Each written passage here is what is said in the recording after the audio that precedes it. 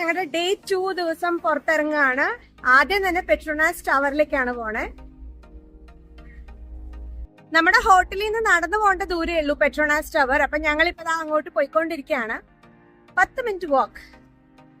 ഞങ്ങളിപ്പോ തൊട്ടടുത്തുള്ള ഒരു മോളിലേക്ക് വന്നു. മണി എക്സ്ചേഞ്ച് ചെയ്യാനുണ്ടായിരുന്നു. നമ്മുടെ കയ്യിൽ ഡോളർ ഉണ്ട്, അപ്പോൾ അത് മാറ്റിയിട്ട് റിങ്കറ്റ് ആക്കണം. അപ്പോൾ അതാ ഒരു മോളാണ്. എൻ്റെ കയ്യിലുണ്ട്, ആണോ?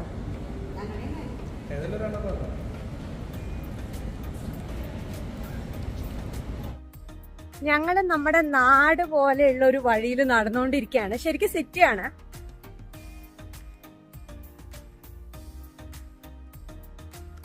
ഇവിടെയൊക്കെ ബിൽഡിങ്സ് ആണ്, പക്ഷെ നല്ല സ്ഥലം.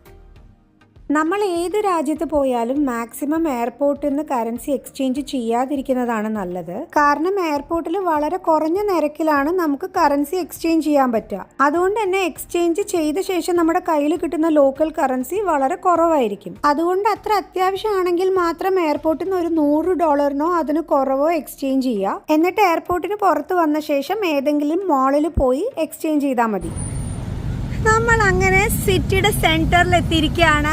ഇതാ പെട്രോണാസ് ട്വിൻ ടവറിന്റെ തൊട്ട് താഴെ ഓൾമോസ്റ്റ് ബുർജ് ഖലീഫയുടെ ഒരു സ്ട്രക്ചറായിട്ട് തന്നെയാണ് തോന്നണത്. പക്ഷെ ഒരിക്കലും ബുർജ് ഖലീഫ ആയിട്ടോ അല്ലെങ്കിൽ ദുബായ് ഡൗൺ ടൗൺ ആയിട്ടോ നമുക്ക് ഈ ഒരു ഏരിയനെ കമ്പയർ ചെയ്യാൻ പറ്റില്ല. ഒരുപാട് ഡിഫറൻസ് ഉണ്ട്. പക്ഷെ നമുക്ക് ഒറ്റയടിക്ക് നോക്കുമ്പോൾ ഏകദേശം ഒരേപോലെയാണ് തോന്നുന്നത്. ഇതാണ് KLCC മോൾ അഥവാ ക്വാലാലംപൂർ സിറ്റി സെന്റർ മോൾ. KLCC മോൾ പെട്രോണാസ് ട്വിൻ ടവറിനോട് കൂടി ചേർന്നതാണ്. അതുകൊണ്ട് തന്നെ ആദ്യം മോളിൽ എൻട്രി ചെയ്ത ശേഷം അവിടെ നിന്നാണ് പെട്രോണാസ് ടവറിലേക്കുള്ള എൻട്രി. അതായത് ബുർജ് ഖലീഫിലേക്ക് കയറാൻ ആദ്യം നമ്മൾ ദുബായ് മോളിൽ എൻട്രി ചെയ്യില്ലേ, അതുപോലെ തന്നെ. പണ്ട് സ്കൂളിൽ പഠിക്കുന്ന സമയത്ത് കേട്ടൊരു പേരായിരുന്നു പെട്രോണാസ് ട്വിൻ ടവർ. ഞാൻ ഒരിക്കലും പ്രതീക്ഷിച്ചിട്ടുണ്ടായിരുന്നില്ല എൻ്റെ ജീവിതത്തിൽ പണ്ട് പഠിച്ച കാര്യങ്ങളൊക്കെ റിയൽ ലൈഫിൽ എക്സ്പീരിയൻസ് ചെയ്യുന്നുള്ളത്. അതുകൊണ്ട് ഞാൻ ഇതിനെയൊക്കെ ഒരു ദൈവാനുഗ്രഹം പോലെയാണ് കണക്കാക്കുന്നത്. ടവറിലേക്കുള്ള എൻട്രി ടിക്കറ്റ് ഓൺലൈൻ വഴിയോ അല്ലെങ്കിൽ ഇവിടെ വന്ന് നേരിട്ടോ എടുക്കാവുന്നതാണ്. ഓൺലൈനിൽ ടിക്കറ്റ് എടുക്കുകയാണെങ്കിൽ ഒരു 15 ദിവസം മുന്നേ എടുക്കാൻ പ്രത്യേകം ശ്രദ്ധിക്കണേ. ഞങ്ങൾ ഇവിടെ വന്ന ശേഷം നേരിട്ട് ടിക്കറ്റ് എടുക്കുമായിരുന്നു.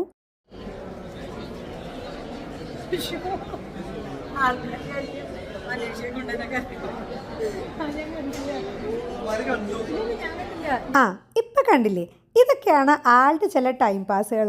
ടവറിൽ കയറുന്നതിന് മുന്നായി നമുക്ക് ഇതുപോലെ ഒരു സ്റ്റിക്കർ തരും. അത് ഒട്ടിച്ചു വേണം അകത്ത് കയറാൻ. 88 നിലകളുള്ള ടവറിന്റെ 41ാമത്തെ നിലയിലോട്ടാണ് നമ്മൾ ചെല്ലുന്നത്. 41ഉം 42ഉം നിലകളിൽ നിന്നാണ് ഈ 2 ടവറിനെ ബന്ധിപ്പിക്കുന്ന ബ്രിഡ്ജ് ഉള്ളത്. ഇതാണ് ലോകത്തിലെ ഏറ്റവും നീളം കൂടിയ ഡബിൾ ഡെക്കർ സ്കൈ ബ്രിഡ്ജ്, അതായത് 2 നിലകളിലായിട്ടുള്ള സ്കൈ ബ്രിഡ്ജ്. ഇതിന്റെ ദൂരം 190 അടിയാണ്, അതായത് 58 മീറ്റർ.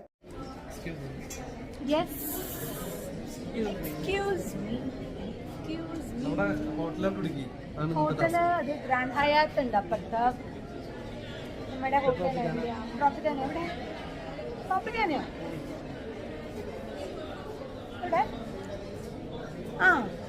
എന്റെ പ്രോജക്റ്റ് ഇങ്ങനെയുണ്ട്. ഇഷ്ടപ്പെട്ടോ? എങ്ങനെയുണ്ട്?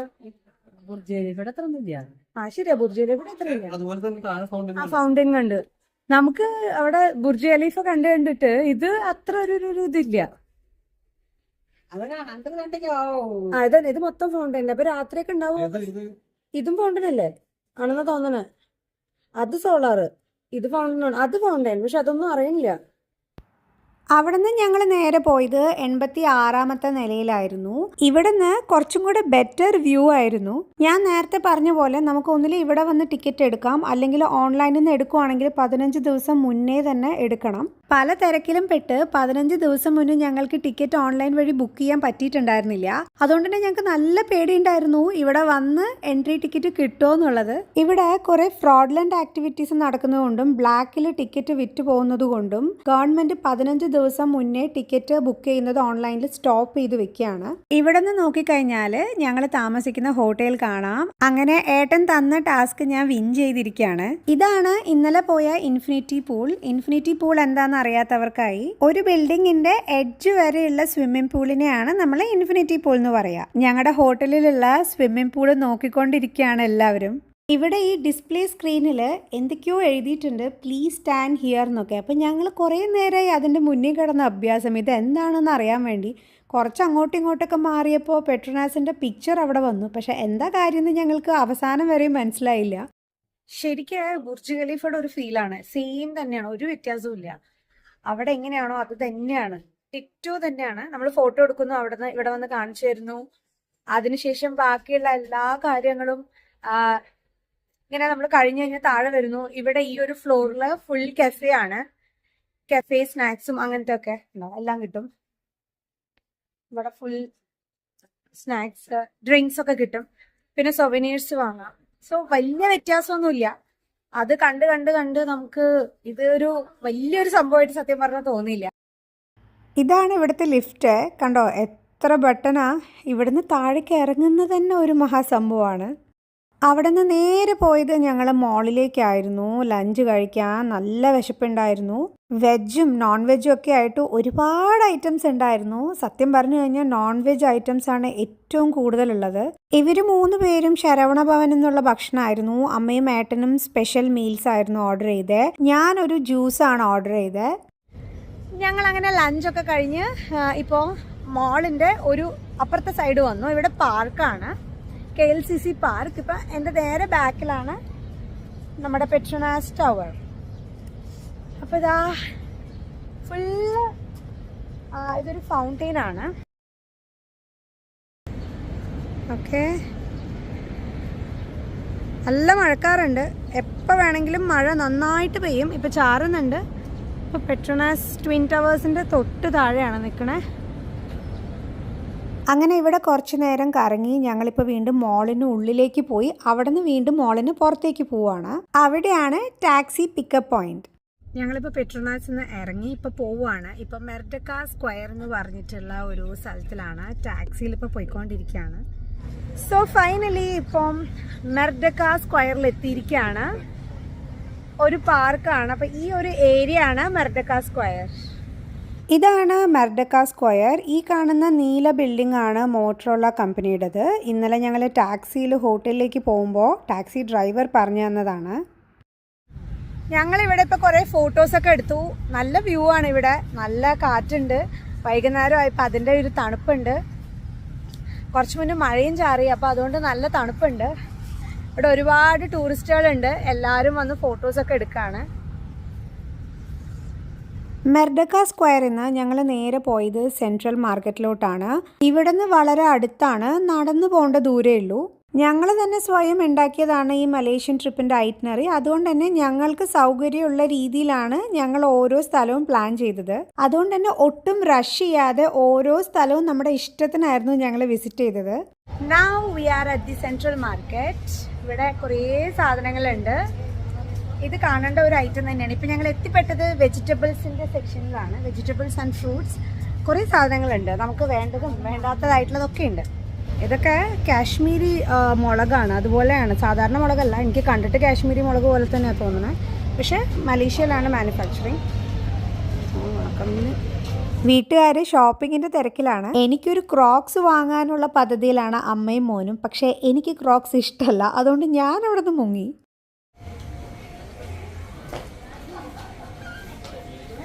ഇനി നമ്മൾ ചൈനീസ് സെക്ഷനിലേക്ക് കടക്കുകയാണ്. മലേഷ്യയിൽ ഒരുപാട് ചൈനക്കാരുണ്ട്. അതുകൊണ്ട് തന്നെ അവരുടെ ഐറ്റംസും ഇവിടെ ഓരോ സ്ഥലത്തും ഒരുപാടുണ്ട്. നമ്മൾ ഈ ചൈനീസ് വീഡിയോസിലൊക്കെ കാണാറില്ലേ, അതുപോലെ തന്നെയാണ് ഇവരുടെ ഈ കാണുന്ന സാധനങ്ങളും. എന്തൊരു ക്യൂട്ടാണ്. അപ്പോൾ ഇതുപോലെയുള്ള ചൈനീസ് ഐറ്റംസ് ഒക്കെ വാങ്ങണമെങ്കിൽ ചൈനീസ് മാർക്കറ്റിൽ പോകുന്നതിനേക്കാളും സെൻട്രൽ മോളിലേക്ക് വരുന്നതായിരിക്കും നല്ലത്. അവിടെ നിന്ന് ഇറങ്ങിയപ്പോഴാണ് 7-Eleven സൂപ്പർ മാർക്കറ്റ് കണ്ടത്. 7-Eleven തായ്ലൻഡിലും മലേഷ്യയിലൊക്കെ 24 hours പ്രവർത്തിക്കുന്ന ഒരു സൂപ്പർ മാർക്കറ്റാണ്. പച്ചക്കിളിക്ക് പച്ച ഐസ്ക്രീം.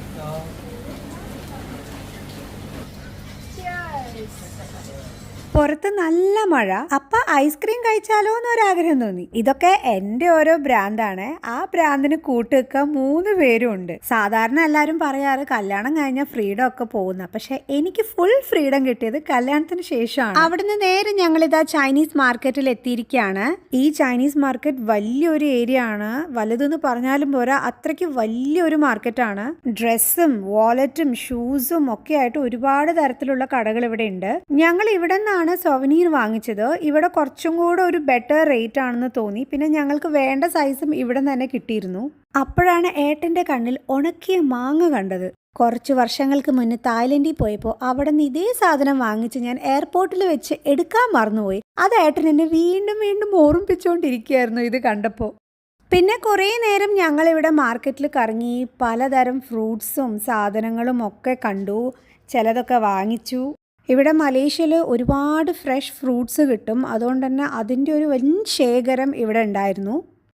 ഞങ്ങളങ്ങനെ സ്ട്രീറ്റ് ഫുഡ് എക്സ്പീരിയൻസ് ചെയ്യാൻ വേണ്ടിയിട്ട് ജലൻ അലോൺ ഫുഡ് സ്ട്രീറ്റിൽ എത്തിയിരിക്കുകയാണ്. ഇതാണ് ഫുഡ് സ്ട്രീറ്റ്.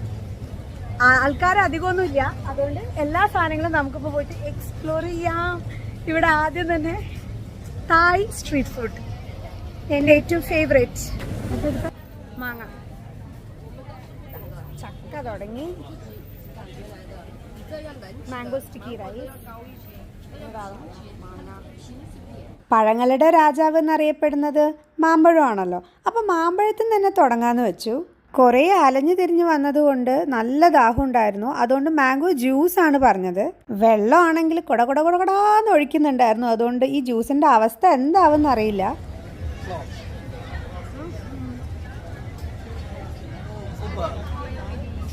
മധുരമില്ല.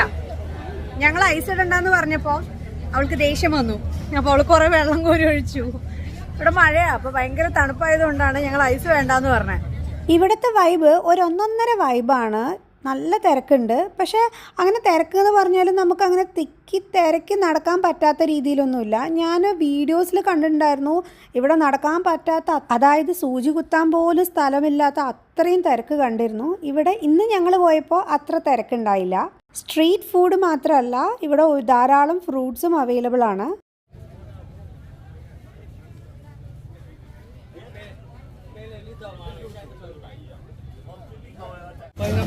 പൈനാപ്പിൾ കട്ട് ചെയ്ത് ഒരു ഡിസൈനിൽ വെച്ചിരിക്കണം. പിന്നെ കുറേ ഫ്രൂട്ട്സ് ഒക്കെ ഉണ്ട്.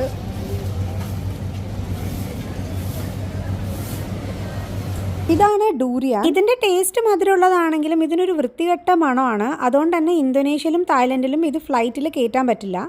ഇത് ഒക്ടോപ്പസ് ആണ്. ഒക്ടോപ്പസ് ഇവിടെ നന്നായിട്ട് തവ ഫ്രൈ ചെയ്ത് കൊടുക്കുന്നുണ്ട്. ഈ ഫുഡ് സ്ട്രീറ്റിൽ കിട്ടാത്തതായിട്ട് ഒന്നുമില്ല. Chicken, mutton, beef, fish, prawns, പിന്നെ ഒക്ടോപ്പസ്, സോസേജ്, പോർക്ക് മാത്രം കണ്ടില്ല. ബാക്കി എല്ലാ സാധനങ്ങളും ഇവിടെ ഉണ്ട്. നമ്മുടെ നാട്ടിലുള്ള ഉപ്പും മിളകിലും ഇട്ട് വെച്ച ഫ്രൂട്ട്സ് അടക്കം ഇവിടെ ഉണ്ട്. എന്ത് സ്പീഡിലാണ് ചെയ്യണ നോക്കിയല്ലേ, റൗണ്ടാക്കിയിട്ട്.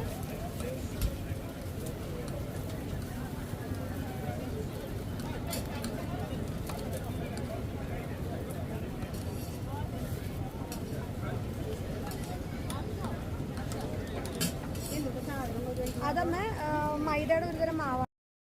ഇവർക്ക് ഇത്രയും സ്പീഡ് എങ്ങനെയാണ് അതിന് കിട്ടുന്നതെന്ന് എനിക്ക് ഒരു പിടിയുമില്ല. നമ്മളൊക്കെ എത്ര ദിവസം അടുക്കളയിൽ ഒരേ പരിപാടി ചെയ്താലും ഇത്ര സ്പീഡ് വരില്ല. അത്യാവശ്യം ഫുഡൊക്കെ ട്രൈ ചെയ്യാൻ താല്പര്യമുള്ളവർക്ക് ഇതൊരു ബെസ്റ്റ് ഓപ്ഷനാണ്. പിന്നെ വേറൊരു സെക്ഷനിലായിട്ട് പഫ്സും പേസ്ട്രീസും ടാർട്ട്സും ഒക്കെ ഉണ്ട്. അമ്മയ്ക്കാണെങ്കിൽ ഇതൊക്കെ കണ്ടും ഇതിൻ്റെ മണമൊക്കെ കാരണം ഇവിടുന്ന് എത്രയും പെട്ടെന്ന് പോയാൽ മതി എന്നായിരുന്നു. ഇത് ക്രാബാണോ? അല്ലല്ലോ, ഇതാണോ?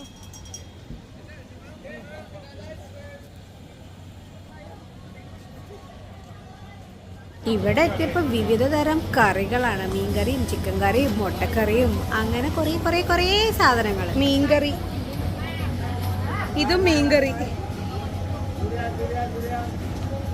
ഇതൊക്കെ ചിക്കനാന്ന് തോന്നുന്നുണ്ട് കണ്ടിട്ട്.